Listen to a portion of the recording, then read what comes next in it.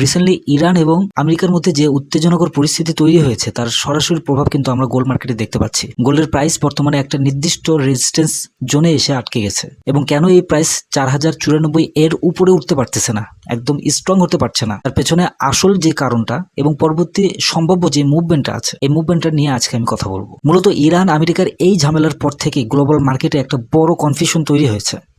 ইনভেস্টরদের মনে এখন এমন সবচেয়ে বড় বড় ভয় হচ্ছে, সেটি হলো এই ফায়ারিং বা ভূ রাজনৈতিক অস্থিরতার কারণ। আর আমরা সবাই জানি আমেরিকার ইনফ্লেশন বাড়লে ফেডারেল রিজার্ভ তাদের বন্ডের ইন্টারেস্ট আরও বাড়িয়ে দিতে পারে। ঠিক এই চিন্তার কারণে বড় বড় যে ইনভেস্টররা যারা আছেন এখন একটু সাবধানে তারা ট্রেড ওপেন করছেন, সাবধানে তারা এগোচ্ছেন, যার ফলে গোল্ডের প্রাইস 4094 লেভেলের উপরে উঠতে গিয়েও টিকে থাকতে পারছে না, ওইখান থেকে আবারও পড়ে যাচ্ছে। এখন আসে আমাদের টেকনিক্যাল চার্টের এবং সবচেয়ে গুরুত্বপূর্ণ সতর্কবার্তা।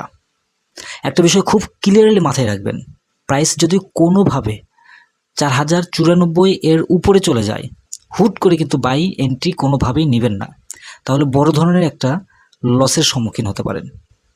কেন বলছি?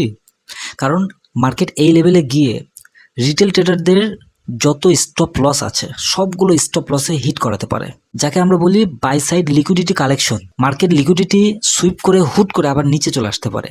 তাই ব্রেকআউট দেখেই একদম অন্ধের মতো বিশ্বাস না করে কোনোভাবে আপনারা বাই এন্ট্রি নেবেন না।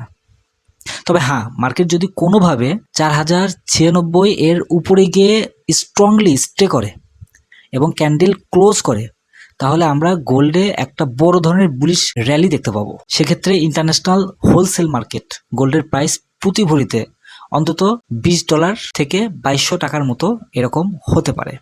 তাই এই মুহূর্তে একদম তাড়াহুড়া না করে মার্কেটকে প্রপার কনফার্মেশন হতে সময় দিন। নিরাপদ ট্রেডিংয়ের জন্য লিকুইডিটি সুইপ এবং মার্কেট স্ট্রাকচারের দিকে সবসময় নজর রাখুন।